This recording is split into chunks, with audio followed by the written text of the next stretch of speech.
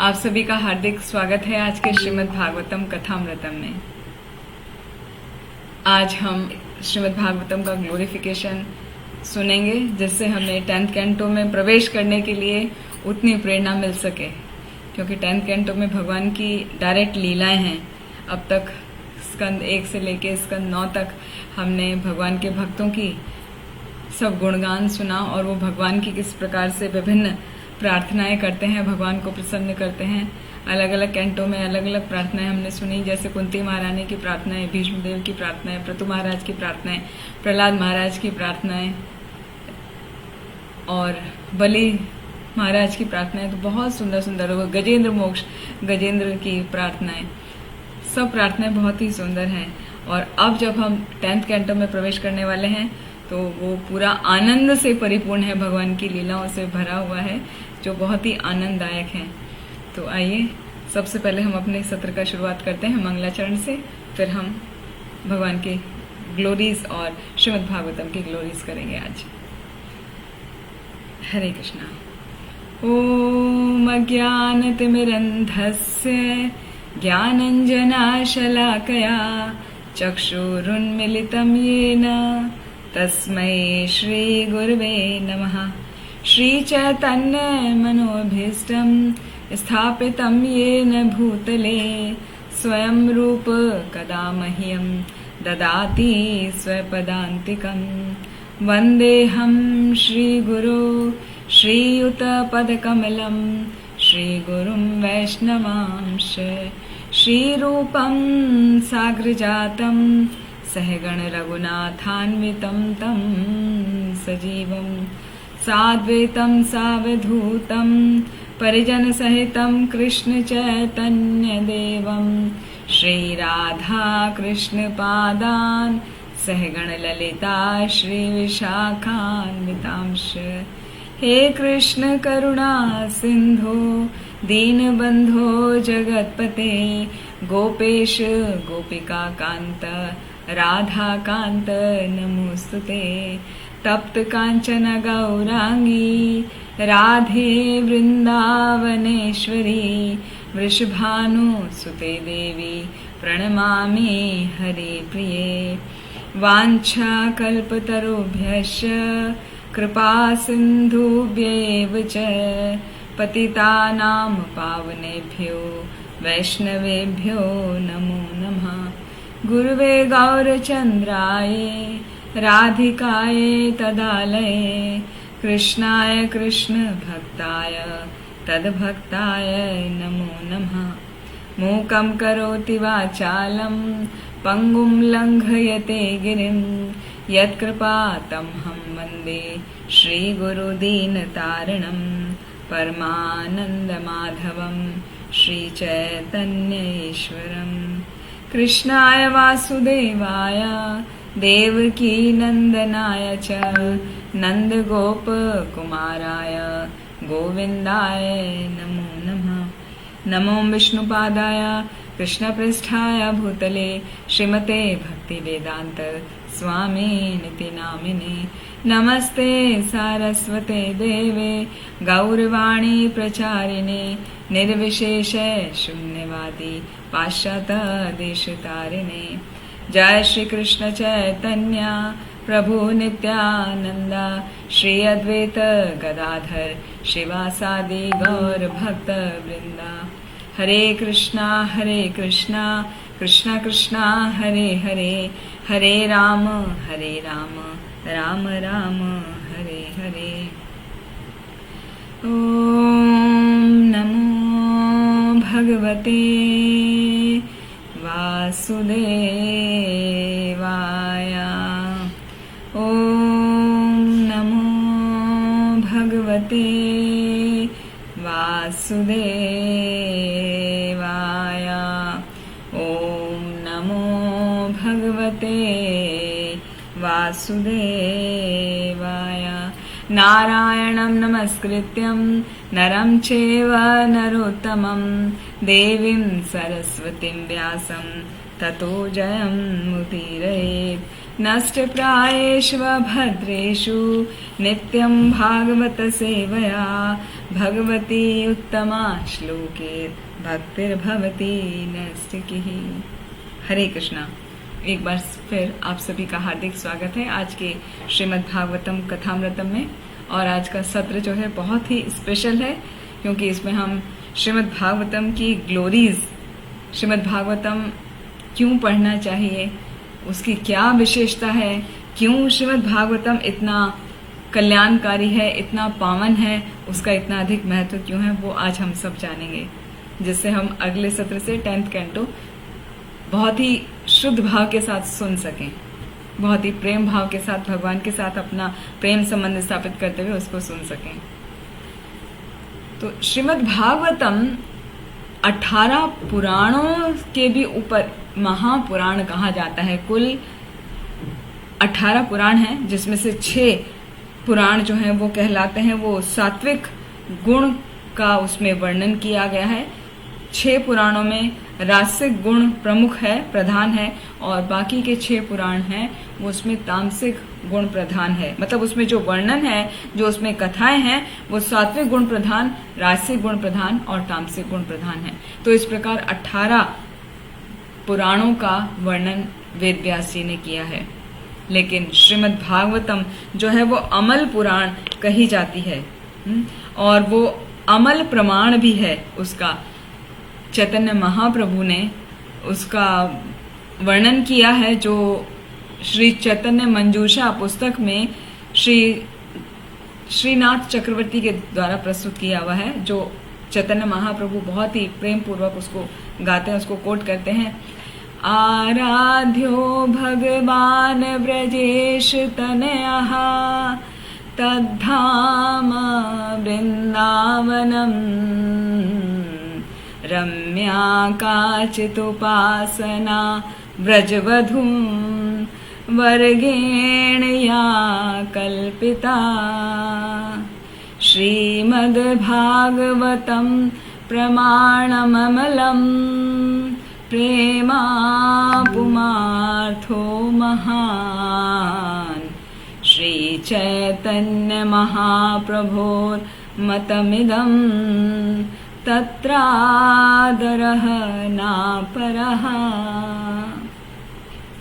तो यहाँ पर श्रीनाथ चक्रवर्ती वर्णन करते हैं कि भगवान कृष्ण जो व्रजेश तनया हैं, हाँ, वो नंद नंदन कहाँ पर रहते हैं, वो तद्धाम वृंदावन, वो वृंदावन में रहते हैं, और वो सभी को प्रेम प्रदान करने वाले हैं। और श्रीमद् भागवतम जो कि प्रमाणमलम कहा जाता है, उसमें उन भगवान का वर्णन किया गया है। श्री चैतन्य महाप्रभोर मतमिदम तत्रादरो नापरः। तो स्वयं चैतन्य महाप्रभु इसकी पुष्टि करते हैं कि ये श्रीमद् भागवतम जो है वो जीवन का लक्ष्य यानी कृष्ण प्रेम प्रदान करने वाला है, और उसको प्राप्त करने के लिए शुद्ध भक्ति कैसे की जाए उसकी विधि को बताता है श्रीमद् भागवतम। तो श्रीमद् भागवतम बहुत ही अमल है, मतलब उसके अंदर कोई मल नहीं है, और वो हमें कृष्ण प्रेम प्रदान करने वाला है, जो कि हमारे मनुष्य जीवन का, मानव जीवन का एकमात्र लक्ष्य है, कृष्ण प्रेम की प्राप्ति। वो हमें श्रीमद् भागवतम के श्रवण से और श्रीमद् भागवतम के अध्ययन से मिलती है। तो इसीलिए कहा जाता है श्रीमद् भागवतम जो है सभी पुराणों में ऊपर है, सबसे ऊपर है।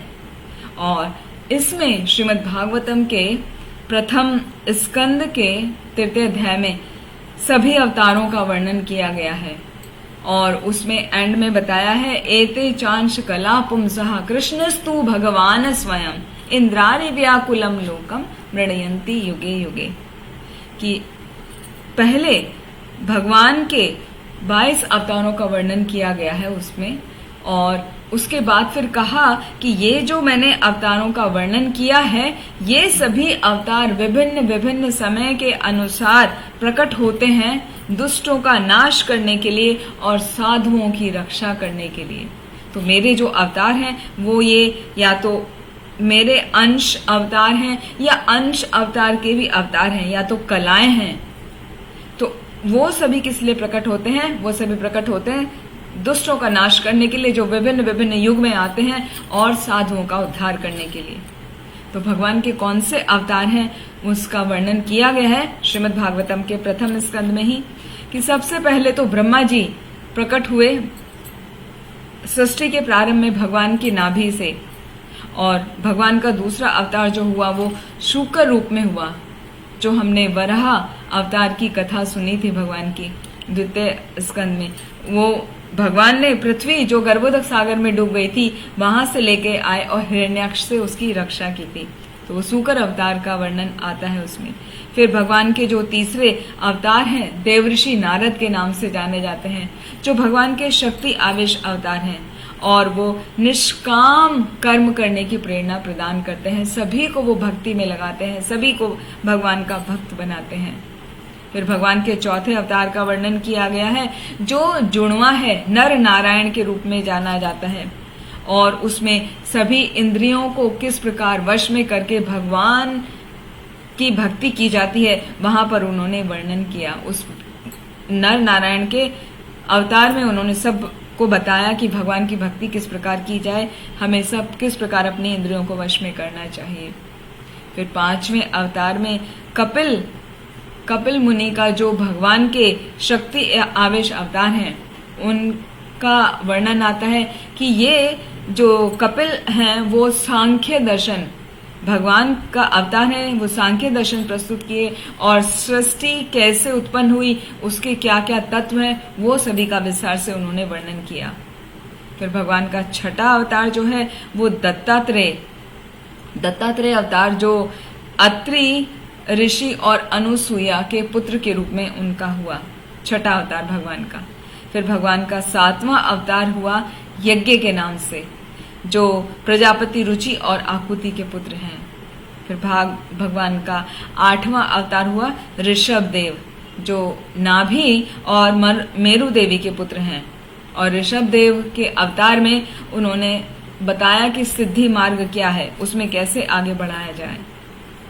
फिर नवें अवतार में पृथु महाराज के रूप में भगवान ने अवतार लिया, और पृथ्वी के सभी भागों को उन्होंने जोता और पृथ्वी को पूर्ण रूप से उपजाऊ बनाया। भगवान के 10वें अवतार का नाम है मत्स्य अवतार, यानी मीन अवतार, जिसमें भगवान मीन के रूप में, मछली के रूप में प्रकट हुए और वैवस्वत मनु की उन्होंने रक्षा की। और यहाँ से जो 10वां अवतार है मत्स्य अवतार, वहां से लेके 22वें अवतार तक ये 10 अवतार में श्रील जयदेव गोस्वामी ने उसका वर्णन किया है, वो अभी बताएंगे, पहले नाम बता देते हैं सब। तो मत्स्य अवतार वैवस्वत मनु की उन्होंने रक्षा की मत्स्य अवतार में। फिर उसके बाद आया कूर्म अवतार। कूर्म अवतार भगवान का वो अवतार है जिसमें भगवान एक कच्छप के रूप में प्रकट हुए और मंदराचल पर्वत को उन्होंने अपने ऊपर धारण किया, जिससे समुद्र मंथन हो सके। मथानी उस पर धारण करी गई, मंदराचल पर्वत मथानी बनाया गया और आधार बनाया गया भगवान का कूर्म अवतार। तो इस प्रकार भगवान का वो 11वां अवतार था। फिर हुआ भगवान का धन्वंतरी अवतार। धन्वंतरी अवतार में भगवान स्वयं अमृत कलश लेकर प्रकट हुए थे समुद्र मंथन की लीला में। और फिर 13वां अवतार आता है मोहिनी अवतार। मोहिनी अवतार में भगवान ने वो जो अमृत कलश धन्वंतरी लेके प्रकट हुए थे, तो देवताओं से वहां से धन्वंतरी से असुरों ने छीन लिया था और वो लेके भागने लगे। वो स्वयं पीना चाहते थे, एक दूसरे से छीना झपटी कर रहे थे। तो अमृत उनके पास न चला जाए, उनको देवताओं को किस प्रकार दिया जाए, उसके लिए भगवान ने मोहिनी अवतार लिया और देवताओं को वो अमृत वितरित कर दिया। फिर भगवान का 14वां अवतार हुआ नरसिंह अवतार। नरसिंह अवतार में आप सभी को ज्ञात है कि हिरण्यकशिपु का वध किया भगवान ने अपने जंघा पर रखकर, अपने नाखूनों से प्रहलाद महाराज की रक्षा करने के लिए ऐसा सब किया। और भगवान का जो 15वां अवतार है वो हुआ वामन अवतार, जिसमें भगवान ने बलि के साथ में लीला करी। बलि महाराज के साथ में उनसे छल पूर्वक 3 पग भूमि दान में मांगी और वो 3 पग में उन्होंने तीनों लोक नाप लिए, सभी दिशाओं को नाप लिया 2 पग में, और तीसरे पग में जब कुछ नहीं बचा तो बलि ने अपना आत्म निवेदन कर दिया, उसने अपने आप को समर्पित कर दिया कि तीसरा पग मेरे सिर पर रख लीजिए। तो वहां पर वो कथा हमने सुनी थी। 16वां अवतार आया था भृगुपति अवतार, परशुराम जी का अवतार। परशुराम जो ब्राह्मण के रूप में जन्मे हैं, लेकिन उनके कार्य हैं कैसे, क्षत्रिय के, और उन्होंने 21 बार सभी क्षत्रियों का वध किया था। और 17वां अवतार हुआ व्यासदेव जी का अवतार।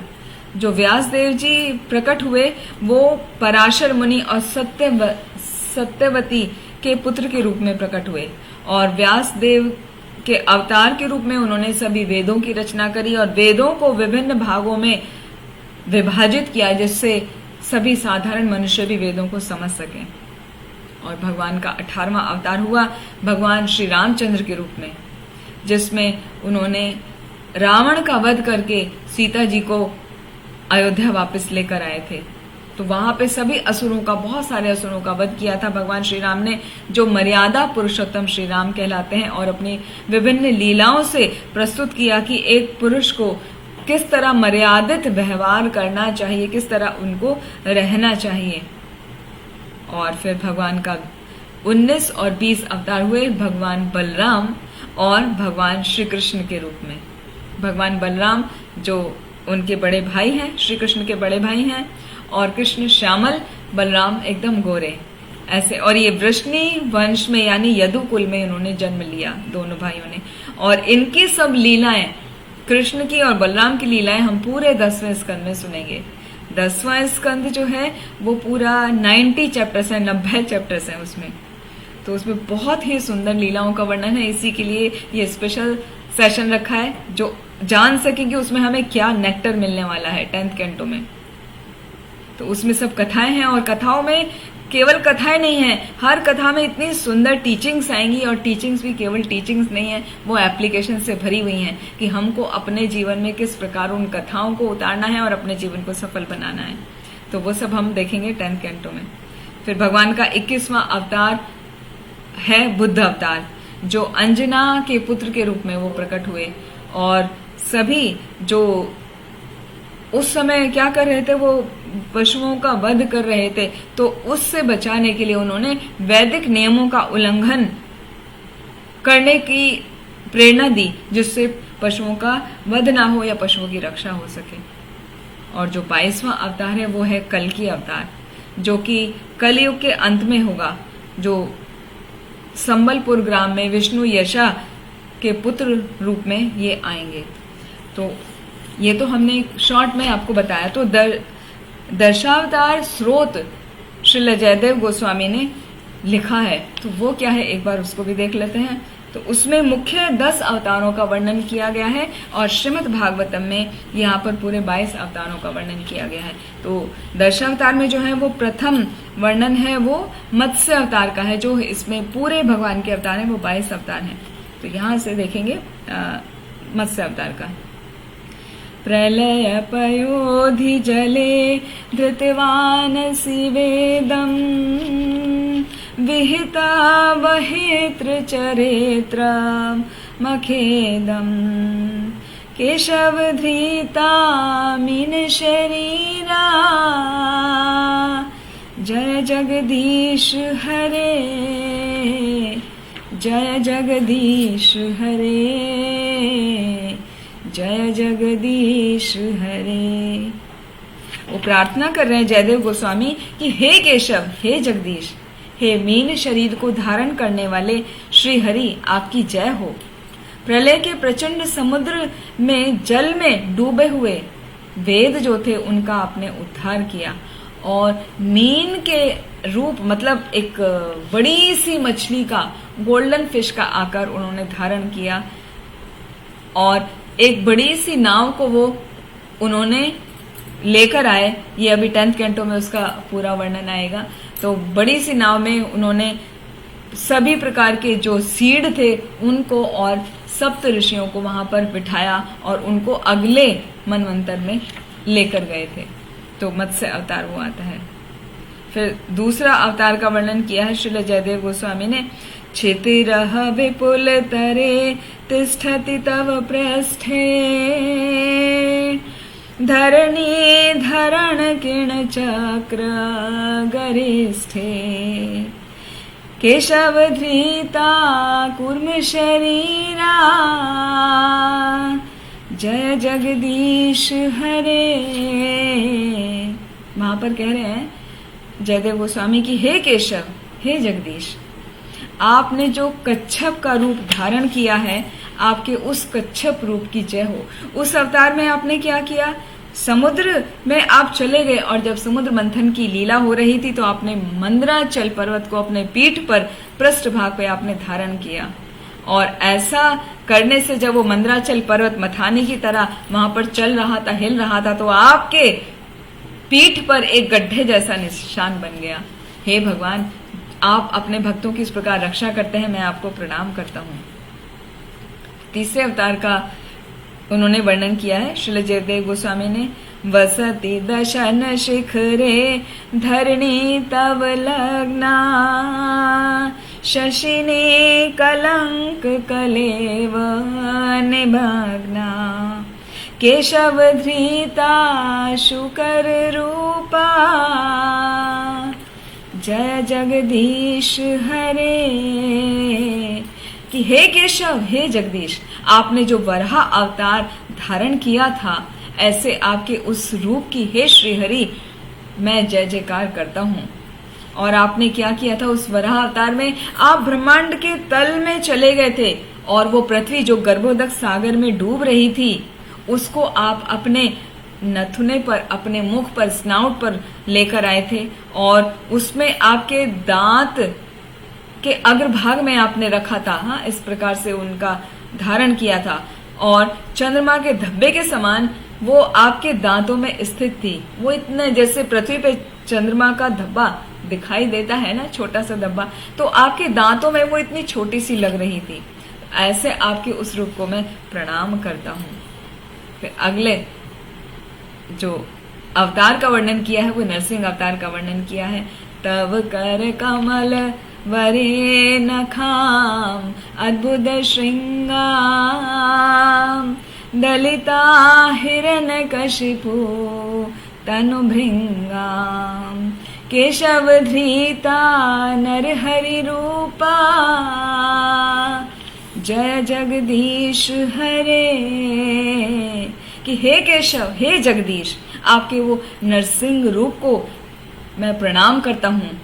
हे हरि, आपने क्या किया था, आपने अपने नख के बीच में हिरण्यकशिपु जो भ्रमर के जैसा हो गया था उसको आपने मसल दिया था, अपने नाखूनों से ही उसकी हत्या कर दी थी, और आपने उसका पेट फाड़ के आपने उसको नष्ट कर दिया, और इस प्रकार आपने प्रहलाद महाराज की और सभी की रक्षा करी थी जो आपके भक्त हैं। तो आपके ऐसे उस रूप को मैं प्रणाम करता हूँ जो सभी दुष्टों का नाश करने वाला है।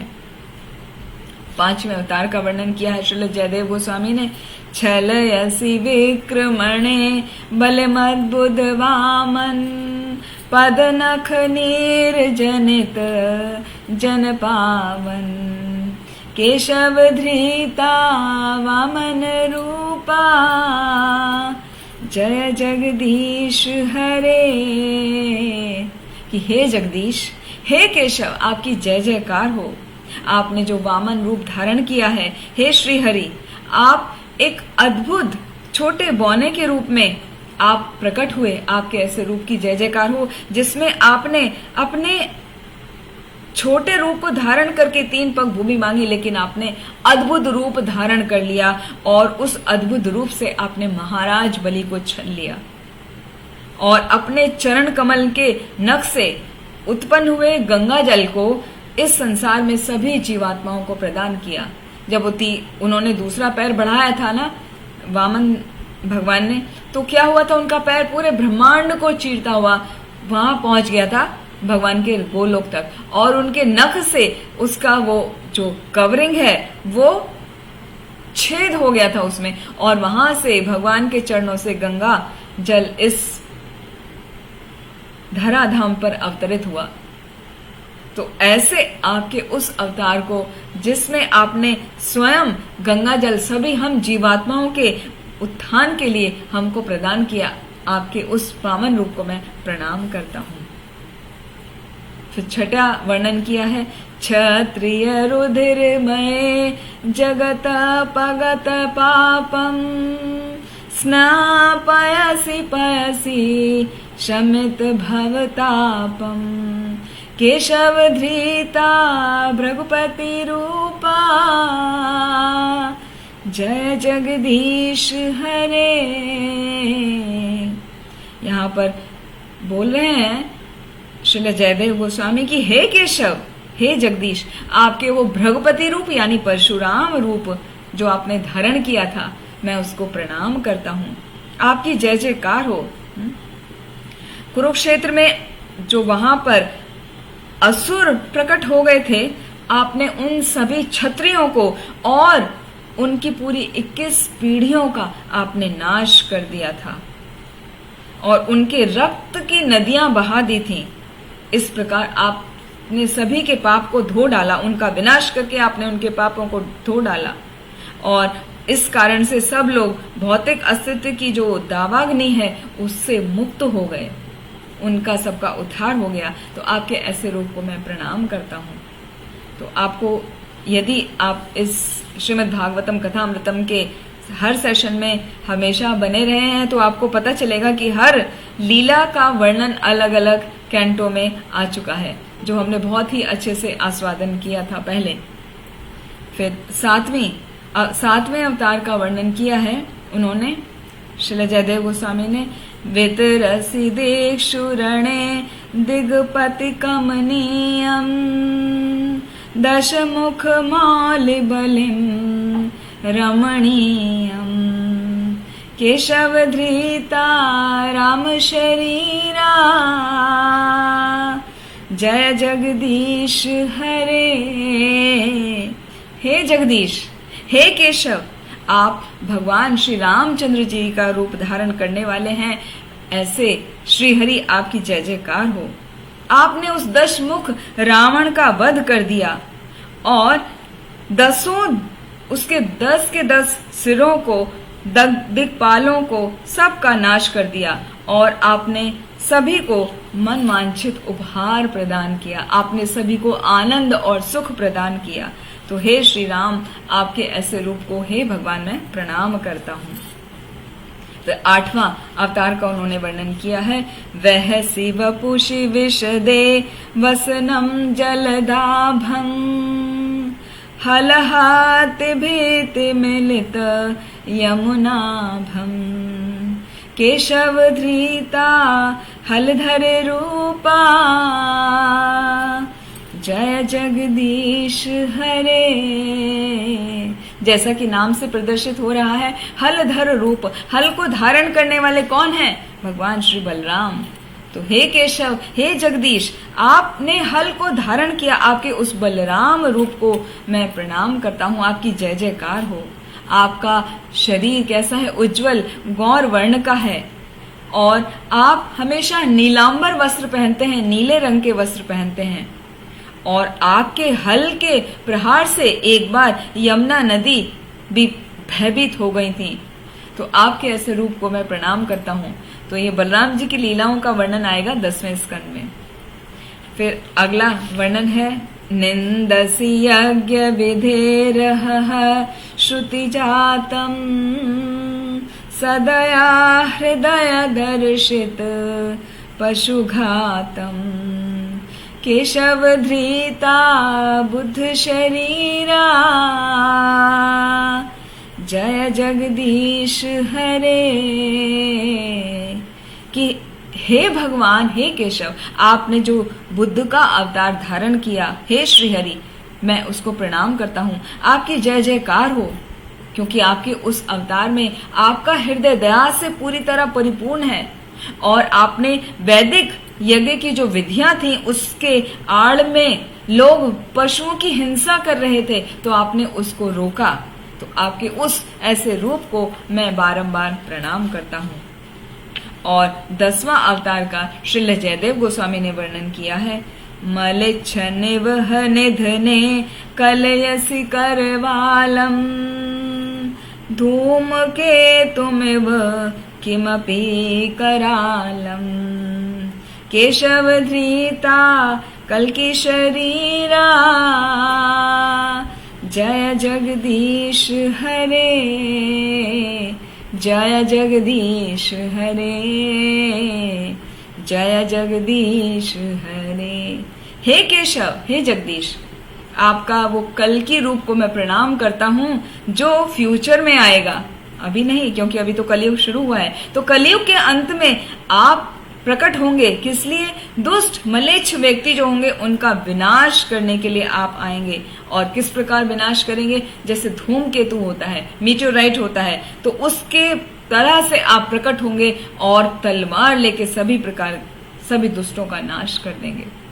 तो इस प्रकार श्रील जयदेव गोस्वामी ने 10 स्रोत में, हाँ, इसको दशावतार स्रोत या दशावतार प्रणाम कहा जाता है, जो श्रील जयदेव गोस्वामी ने लिखा है। तो उन्होंने 10 अवतारों का वर्णन किया है और बाद में उन्होंने भगवान को प्रेयर किया है, दशावतार प्रणाम किया है। तो ये 10 अवतारों का वर्णन श्रील जयदेव गोस्वामी ने किया, जबकि श्रीमद् भागवतम में समस्त अवतारों का वर्णन किया गया है।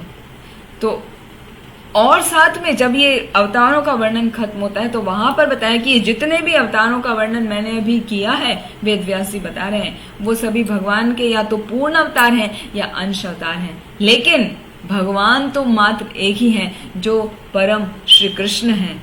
तो उन भगवान श्री कृष्ण को मैं प्रणाम करता हूँ, क्योंकि वो कब प्रकट होते हैं? जब उन्हें दुष्टों का नाश करना होता है और साधुओं पर कृपा करनी होती है, उनका रक्षा करनी होती है, तो भगवान प्रकट होते हैं। तो इस प्रकार श्रीमद् भागवतम में भगवान के सभी अवतारों का पूरा डिटेल में वर्णन किया गया है। इसीलिए श्रीमद् भागवतम एकदम अलग है, अनूठी है। जबकि पुराणों में जो जिस गुण से संबंधित है, उसी गुण से संबंधित वहां पर बातों का वर्णन किया है, उनसे संबंधित जो उनके अधिष्ठाता देव हैं या देवी हैं, उनका वर्णन किया गया है। लेकिन श्रीमद् भागवतम तो महापुराण है, वो अमल है, वो किसी गुण से प्रभावित नहीं है। जैसे भगवान निर्गुण है, निर्गुण का अर्थ ये नहीं होता कि उनमें कोई भी गुण नहीं है। निर्गुण का अर्थ होता है वो तीनों गुणों से परे हैं, उनको तीनों गुणों का कोई प्रभाव नहीं पड़ता। तो जिस प्रकार भगवान निर्गुण हैं, उन पर तीनों गुण छूते भी नहीं भगवान को, उसी तरह श्रीमद् भागवतम जो है, जो भगवान की लीलाओं से परिपूर्ण है, वो भी अमल पुराण है और वो किसी प्रकार के भौतिक गुणों को छूती भी नहीं है, वो उनसे परे है। फिर जो ज्ञान हम प्राप्त करते हैं, ये कहा जाता है कि ज्ञान प्राप्त करने के 3 तरीके होते हैं या 3 प्रमाण होते हैं, जिनसे हम ज्ञान को सही रूप में प्राप्त कर सकते हैं। वो होते हैं प्रत्यक्ष प्रमाण, अनुभव प्रमाण और शब्द प्रमाण। तो प्रत्यक्ष प्रमाण होता है देख कर, हाँ, विजन करके, या दूसरा अनुभव आप फील करके, और तीसरा होता है शब्द प्रमाण, मतलब सुन करके। तो इसमें वैदिक शास्त्र को श्रुति प्रमाण कहा गया है। श्रीमद् भागवतम श्रुति प्रमाण है, क्योंकि ये वेदों की वाणी है, भगवान के अवतारों का पूरा वर्णन है जो श्रील व्यास देव ने किया है, जो श्रुति के द्वारा हम सुनते हैं। तो कहा गया है कि ये जो वेद है ना, वेदों को सबसे पहले तो व्यास देव जी ने एक ही वेद की रचना की थी, लेकिन वो इतना डिफिकल्ट था, सबको समझ में नहीं आ सकता था। इसीलिए सामान्य जन के समझने के लिए उन्होंने क्या किया, उन्होंने वेदों को 4 भागों में विभाजित कर दिया, जिसको कहा जाता है अथर्ववेद, सामवेद, ऋग्वेद, यजुर्वेद, जिससे सभी सामान्य लोग भी सभी वेदों को समझ सकें, उनमें क्या लिखा है उसको जान सकें। और हर वेद की उन्होंने फिर 1130 ब्रांचेस बना दी और हर वेद को 4 भाग में विभाजित कर दिया श्रील व्यास देव ने। तो उसके भाग हैं संहिता, ब्राह्मणा, अरण्यक और उपनिषद। तो जो संहिता है वो बेसिकली है ब्रह्मचारीज के लिए, जो ब्राह्मणा है वो है वानप्रस्थी के लिए, अरण्यक है सन्यासियों के लिए, और जो उपनिषद हैं वो हैं गृहस्थों के लिए। तो इस प्रकार 4 वेद हर वेद के 1130 ब्रांचेस, मतलब 1130 ब्रांचेस, और इस तरह कुल मिला के टोटल ग्रंथ हो गए 4520। लेकिन कलयुग में केवल 6% ही अवेलेबल ही नहीं है। इसलिए वेदों को जानना पढ़ना अत्यंत कठिन है, वो आसान नहीं है। और दूसरी बात है कि ये वेद जो है वो संस्कृत में है। संस्कृत भी दो प्रकार की होती है, एक तो होती है वैदिक संस्कृत और एक होती है लौकिक संस्कृत। लौकिक संस्कृत एक जो हम आम भाषा में यूज करते हैं, जैसे हम संस्कृत भारती से या संस्कृत के विद्यालयों से संस्कृत बोलना सीखते हैं, वो होती है लौकिक संस्कृत। लेकिन वैदिक संस्कृत तो आसान नहीं है, उसके उच्चारण, उसके शब्द बहुत ही क्लिष्ट होते हैं।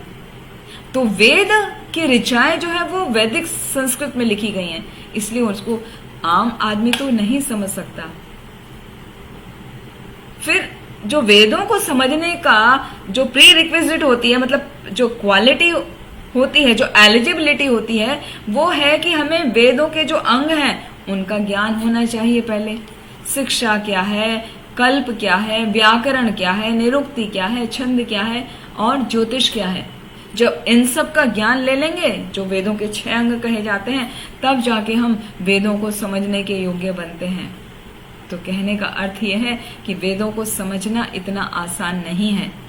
तो जो वेदों का जो निचोड़ है, जो सार है, जो अमल पुराण के नाम से जाना जाता है, श्रीमद् भागवतम, हम उस पर फोकस करना चाहिए, उसको समझना चाहिए।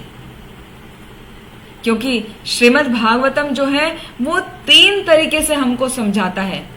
साधारण तौर पे हम देखें तो वेद क्या होते हैं, आदेश देते हैं, हाँ, डूज, मतलब आपको क्या करना चाहिए, इंस्ट्रक्शंस देते हैं हमको।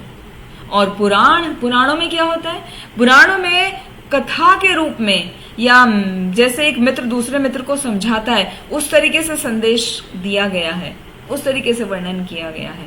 आप कोई भी पुराण उठा के पढ़ें तो वहां पर संवाद के रूप में वर्णन आता है या कथा के रूप में वर्णन आता है। और तीसरा होता है काव्य।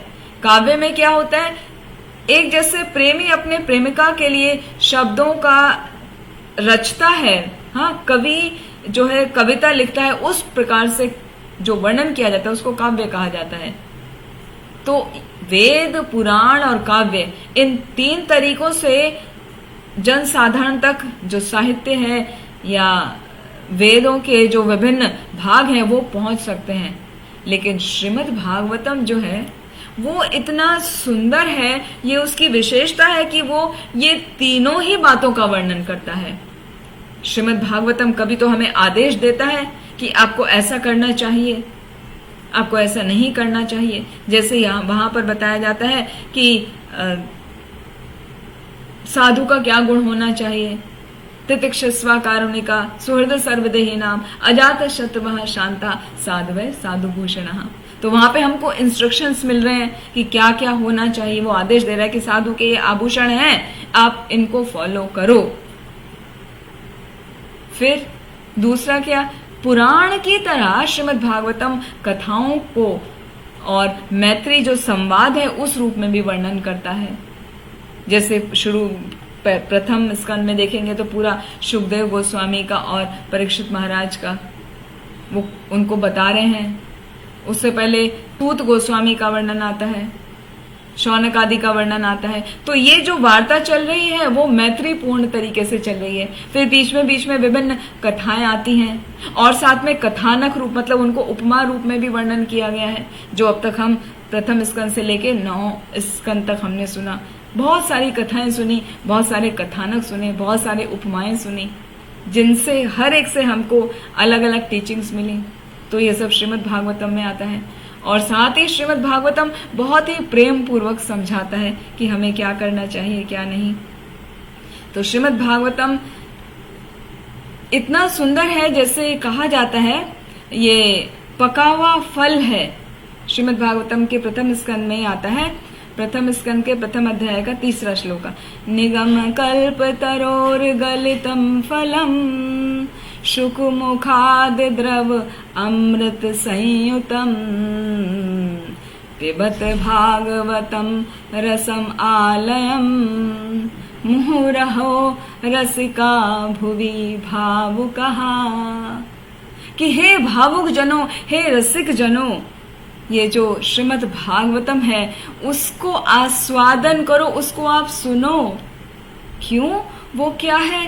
वो सभी शास्त्रों का निचोड़ है। वो इस प्रकार है जिस प्रकार एक आम होता है, मैंगो का पल्प, यदि आपको मैंगो का छिलका कोई उतार के दे तो कितना मीठा, पल्प ही पल्प है, लेकिन उसमें गुठली अंदर आएगी। मगर श्रीमद् भागवतम में ना तो छिलका है ना गुठली है, वो पूरा नेक्टर है, नेक्टर से भरा हुआ है।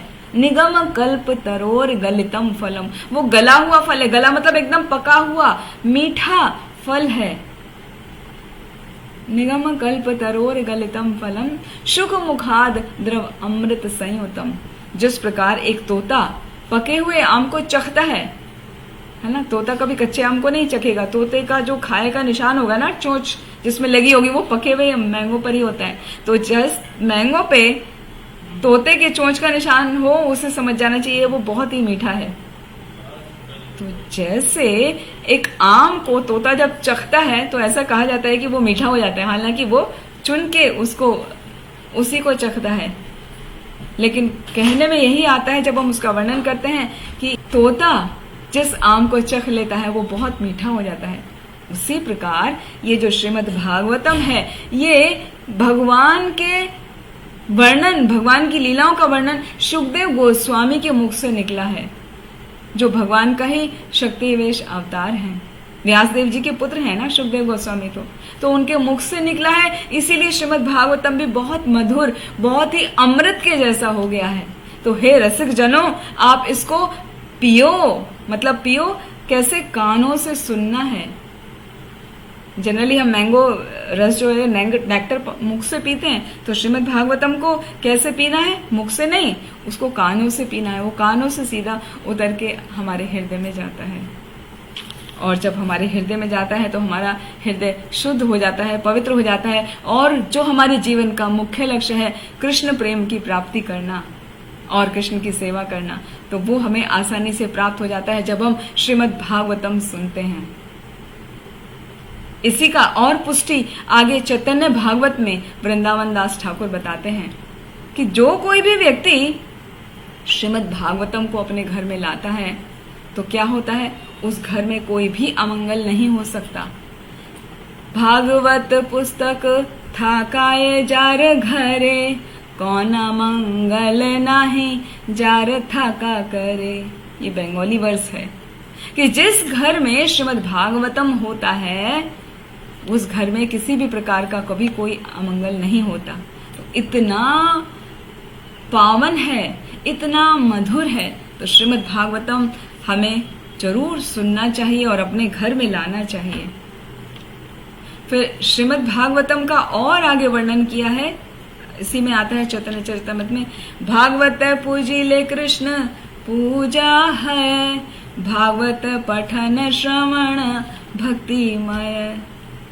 कि जिस प्रकार भगवान की कोई पूजा करता है तो उसका फल प्रदान होता है भक्ति, उसी प्रकार यदि कोई श्रीमद् भागवतम की भी पूजा करता है और उसको सुनता है, उसको पढ़ता है, तो उस व्यक्ति को भक्ति अवश्य ही प्रदान होती है, अवश्य ही मिलती है। तो यदि आप नहीं पढ़ सकते हैं, आपके पास नहीं है, तो कोई मुश्किल नहीं है, आप इसकी क्लासेस अटेंड करिए। हर संडे ये श्रीमद् भागवतम की क्लास होती है, और अगले संडे से जो 10th कैंटो शुरू होने जा रहा है वो तो अमृत है। तो अमृत किस प्रकार है, इसमें आगे फिर वर्णन आता है कि जो श्रीमद् भागवतम है ना, उसके 12 स्कंद हैं। तो प्रथम और द्वितीय स्कंद जो है भगवान के चरण कमल है, भगवान का पूरा ही स्वरूप है श्रीमद् भागवतम। प्रथम और द्वितीय स्कंद हैं भगवान के चरण कमल। फिर तृतीय और चतुर्थ स्कंद है वो भगवान की लेग्स, भगवान की थाइज। 5th स्कंद जो है, 5th कैंटो, वो भगवान का स्टमक यानी उदर है। और 6th है भगवान का वक्ष स्थल, भगवान का चेस्ट। स्कंद 7 और 8 भगवान की दोनों भुजाएं हैं। स्कंद 9 भगवान की सुंदर ग्रीवा है, भगवान की सुंदर गर्दन है। स्कंद 10 भगवान का सुंदर मुखमंडल है। और जो उसमें मुख्य 5 अध्याय हैं, अभी हम भगवान के मुखमंडल का ही दर्शन करने वाले हैं अगले कैंटो से, अगले संडे से। तो उसमें जो 5 अध्याय आएंगे वो भगवान की सुंदर मुस्कान है। जब वो 5 अध्याय आएंगे, वो रस अध्याय कहे जाते हैं, तब उनका बताएंगे, वर्णन करेंगे। फिर भगवान का 11वां स्कंद जो है वो भगवान का माथा है, ललाट है। और जो 12वां स्कंद है श्रीमद् भागवतम का, वो भगवान का मुकुट है। तो इस प्रकार 12 के 12 स्कंद को भगवान का स्वरूप बताया गया है, वो भगवान ही है वास्तव में। तो इस प्रकार हमें श्रीमद् भागवतम को अपने घर में रखना चाहिए। इस प्रकार आप स्वयं भगवान को अपने घर में रखते हैं और उसकी पूजा भी कर सकते हैं। तो श्रीमद् भागवतम की पूजा करना भी उतना ही फ्रूटफुल है जितना हम भगवान के श्री विग्रह की पूजा करते हैं। और श्रीमद् भागवतम की महिमा ऐसा नहीं है कि कहीं 1-2 जगह ही बताई गई हो, सभी पुराणों में श्रीमद् भागवतम की महिमा का वर्णन किया गया है। लेकिन देखा जाए तो सभी पुराणों का वर्णन श्रीमद् भागवतम में नहीं आता, क्योंकि वो अमल पुराण है, इसलिए सभी पुराणों में वेदव्यास जी ने उसका वर्णन किया है। और वेदव्यास जी आगे क्या बता रहे हैं? वेदव्यास जी बताते हैं कि श्रीमद् भागवतम जो है वो सबसे श्रेष्ठ है। और ये 4 जगहों में श्रीमद् भागवतम के रूप में और बाकी 3 जगहों में भगवान स्वयं रहते हैं। वो क्या है? भागवत तुलसी गंगा ये भक्त जने, चतुर्थ विग्रह कृष्ण ए 4 सने। मतलब ये 4 जो चीजें हैं, इनमें भगवान श्री कृष्ण स्वयं विराजमान रहते हैं। वो क्या क्या है? पहला है भागवत यानी श्रीमद् भागवतम। दूसरा तुलसी प्लांट, होली बेसिल तुलसी प्लांट, जिसकी हम पूजा करते हैं। तीसरा गंगा, गंगा जल। और चौथा है भक्त, जो भगवान श्री कृष्ण का भक्त है। तो इन 4 में भगवान श्री कृष्ण स्वयं उपस्थित रहते हैं। तो इस प्रकार हमें श्रीमद् भागवतम की बहुत ही आदर सम्मान के साथ उसको अपने घर रखना चाहिए, उसकी पूजा करना चाहिए, उसको पढ़ना चाहिए, उसका श्रवण करना चाहिए। तो जितना ज्यादा से ज्यादा हम श्रवण करते हैं श्रीमद् भागवतम का, उतना हमारा हृदय पवित्र होता जाता है, हमारा मन भगवान के साथ में जुड़ता जाता है। और ये जो 12 स्कंद हमने अभी वर्णन किए, भगवान का संपूर्ण शरीर का वो प्रतिरूप है, शरीर के विभिन्न विभिन्न हिस्से हैं। तो अलग अलग खंडों में किस प्रकार उनका वर्णन किया गया है, तो कह सकते हैं कि श्रीमद् भागवतम के कुल मिला के 10 सब्जेक्ट हैं, उसके 10 विभाग हैं। वो क्या है? अत्र सर्गो विसर्गस्य स्थानम पोषणम ऊतयः मन्वंतर ईशानु कथा निरोधो मुक्ति आश्रयः। ये 10 सब्जेक्ट का वर्णन किया गया है, 2nd कैंटो में आता है, 10वें अध्याय में पहला ही श्लोक है। वहां पर बताया कि अत्र सर्गो, सबसे पहला विषय है सर्ग। सर्ग अर्थात प्राइमरी क्रिएशन। फिर विसर्ग अर्थात सेकेंडरी क्रिएशन। तो प्राइमरी क्रिएशन और सेकेंडरी क्रिएशन का वर्णन श्रीमद् भागवतम में आता है, जो स्कंद 1 से लेके 4 तक, 1, 2, 3, 4 इनमें आता है प्राइमरी और सेकेंडरी क्रिएशन का वर्णन। फिर स्थानम मतलब विभिन्न प्रकार के लोक, उनका वर्णन आता है 5th कैंटो में। फिर पोषणम संरक्षण, कि किस प्रकार भक्तों का पोषण किया जाता है, संरक्षण उनका भगवान प्रदान करते हैं। फिर अगला है ऊतयः यानी भगवान सृष्टि की प्रेरणा किस प्रकार अपने अवतारों को देते हैं, वो किस तरह से सृष्टि करते हैं, उन सब का वर्णन आता है। फिर अगला है मनवंतर मतलब विभिन्न मनुओं का किस प्रकार परिवर्तन हुआ, वो सब हमने देखा था, है ना। मनवंतर जब पूरा मनुओं का वंशावली हमने वो जानी थी। फिर अगला सब्जेक्ट है ईशानु कथा, मतलब भगवान की जो कथाएं हैं उनका ज्ञान, जो अब हम 10वें स्कंद में सुनेंगे। और उससे अगला है निरोधो। निरोधो मतलब हम व्यक्ति कोई भी भगवत धाम कैसे जा सकता है उसका वर्णन किया गया है। मुक्ति, मुक्ति यानी लिबरेशन कैसे प्राप्त किया जा सकता है। और आश्रया, आश्रय मतलब भगवान को हम किस प्रकार शरणागत होकर उनकी कृपा प्राप्त कर सकते हैं। तो ये इस प्रकार 10 विषयों का श्रीमद् भागवतम में वर्णन किया गया है। और जब हमने प्रथम स्कंद पढ़ा था तो वहां पर बताया कि धर्म और ज्ञान, जब भगवान इस पृथ्वी पर थे तो भगवान के साथ में धर्म और ज्ञान सभी था, लेकिन जब भगवान जाने लगे इस धरा को छोड़कर तब ये था कि फिर कैसे होगा, भगवान कहाँ पर मिलेंगे। तो भगवान ने बोला था कि I will be present wherever all duties, religious duties are present, मतलब जहां पर धर्म होगा और जहां पर आध्यात्मिक ज्ञान होगा मैं वहां पर उपस्थित रहूंगा। कृष्ण स्वधाम उपगते धर्म ज्ञान आदि भी सह कलो नष्ट दृशाम एषा पुराणार्को अधुनोदितः। तो हम यदि धर्म और ज्ञान का श्रीमद् भागवतम के अनुसार पालन करते हैं तो हम भगवान के साथ साथ दर्शन पा सकते हैं। और श्रीमद् भागवतम कोई साधारण नहीं है, वो सूर्य के समान है। जैसे सूर्य पूरे जगत को, पूरे विश्व को प्रकाशित करता है, ऐसे श्रीमद् भागवतम सब तरफ सबको प्रकाशित करता है। और इसका श्रवण करने से, श्रीमद् भागवतम का श्रवण करने से जो हमारी आसुरी प्रवृत्ति होती है ना, हमारे अंदर जो नेगेटिव वाइब्रेशंस, नेगेटिव वैल्यूज होती हैं, वो सब खत्म हो जाती हैं और भक्ति की प्रेरणा हमको मिलती है और हमारी रक्षा होती है, हमारा पोषण होता है। हम देखें कि समाज ने आजकल बहुत उन्नति कर ली है, बहुत टेक्नोलॉजी डेवलप हो गई है, लेकिन उसके बावजूद भी हमको सेटिस्फेक्शन नहीं है। बहुत पैसा है, बहुत टेक्नोलॉजी है, किसी चीज की कोई कमी नहीं, लेकिन फिर भी एक मन की शांति, सेटिस्फेक्शन, पीसफुलनेस, हैप्पीनेस, इनकी कमी खलती है। तो वो क्यों है? उसका कारण है कि कृष्ण प्रेम नहीं है, वो भगवान को समर्पित नहीं है, भगवान को नहीं जानते, भगवान को जानते भी हैं तो उनको फॉलो नहीं करते, बस खाली सुना और उतना जानते हैं।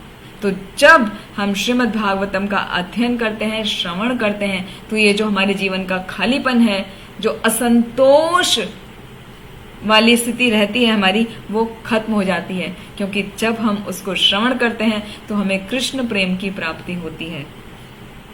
तो धीरे धीरे हमारा मन कृष्ण में लगता जाता है और हमको मन की शांति और प्रसन्नता अपने आप प्राप्त होती है। जैसे कहा जाता है ना कि material life can never be improved. आप कितना भी कर लीजिए, मटेरियल लाइफ आप इम्प्रूव नहीं कर सकते, क्योंकि जैसे ही आप आगे बढ़ते हैं वो मटेरियल लाइफ भी आगे बढ़ जाती है, नई नई टेक्नोलॉजी आ जाती है, महंगाई उतनी बढ़ जाती है, आप और कमाएंगे तो वो और अगला नेक्स्ट स्टेप आ जाएगा। तो आप हमेशा रेट रेस में लगे ही रहते हैं। उसका कारण है मृत्यु सर्वहरश्चाहम उद्भवश्च च भविष्यताम। हर चीज का कारण भगवान स्वयं है मृत्यु के रूप में, मतलब हर चीज का एक टाइम पीरियड होता है, वो उस टाइम पीरियड में खत्म हो जाती है, चाहे वो व्यक्ति हो, चाहे वो टेक्नोलॉजी है, चाहे वो ऑब्जेक्ट है। तो इसीलिए material life can never be improved. वो जैसी है वो वैसी ही रहेगी, थोड़ा सा इम्प्रूवमेंट आएगा मगर वो प्रॉपर इम्प्रूवमेंट नहीं है। लेकिन spiritual life can never be changed. Spiritual life कभी भी खत्म नहीं हो सकती, वो कभी कमी नहीं आ सकती उसमें। तो क्यों ना हम स्पिरिचुअल लाइफ को अपना आगे बढ़ाएं।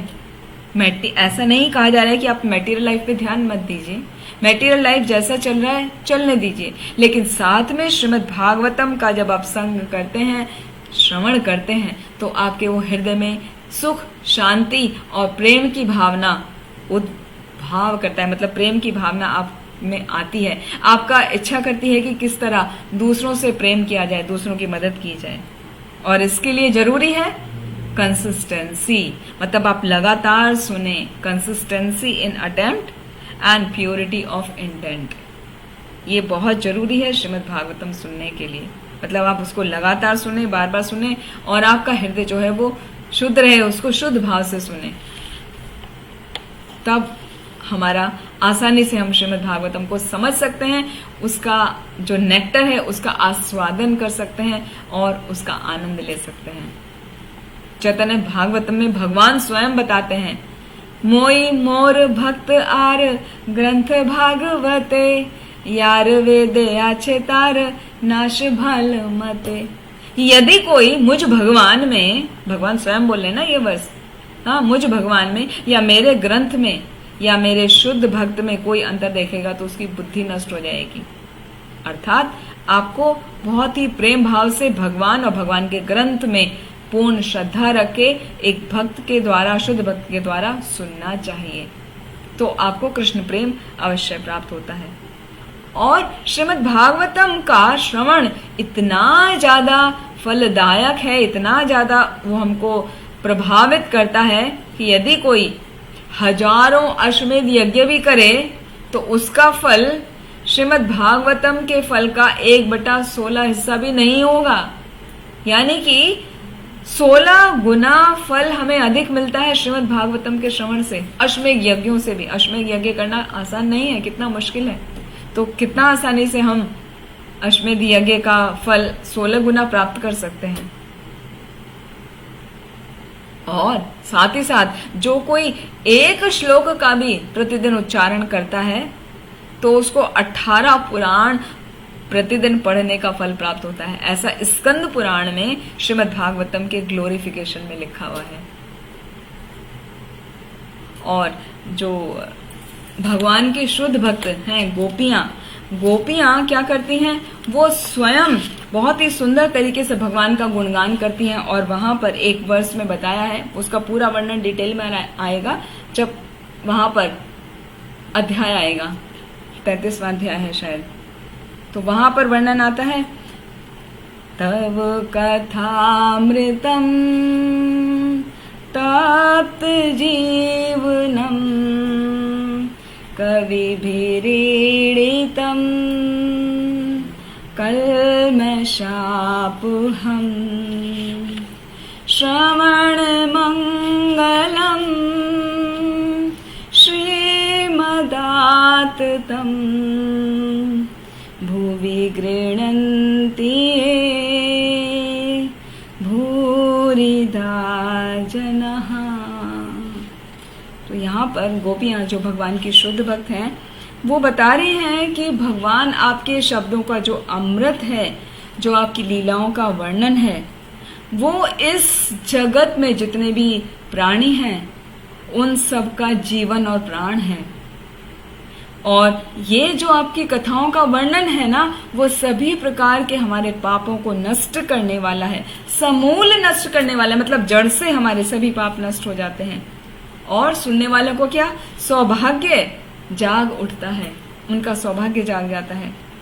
और आपकी जो कथाएं हैं ना, वो कैसी हैं, वो सभी आध्यात्मिक शक्ति से पूर्णता भरी हुई हैं।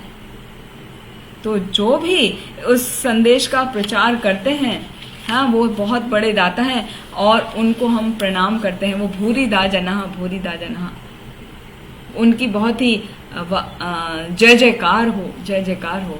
तो श्रीमद् भागवतम का जितना भी ग्लोरिफिकेशन करें उतना कम है।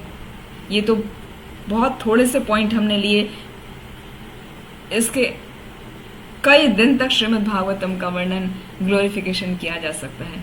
हमने इन शॉर्ट इसलिए लिया जिससे हम अगले सत्र से बहुत ही प्रेम भाव से 10वें स्कंद में प्रवेश कर सकें, जो भगवान की लीलाओं का वर्णन है। और पहला अध्याय होगा भगवान श्री कृष्ण के जन्म का वर्णन, उनका अवतरण कैसे हुआ। तो आप सभी से विनती है कि आप सभी प्रेम भाव के साथ में हर संडे को 8 से 9 आइए और इन कथाओं का आस्वादन करिए। आज के लिए बस इतना ही। अपनी वाणी को हम यहीं विराम देते हैं। ग्रंथराज श्रीमद् भागवतम की जय। श्रील प्रभुपाद की जय। निताई गौर हरि प्रेमानंदी। हरि हरि बोल। हरे कृष्ण। आप सभी का बहुत बहुत धन्यवाद।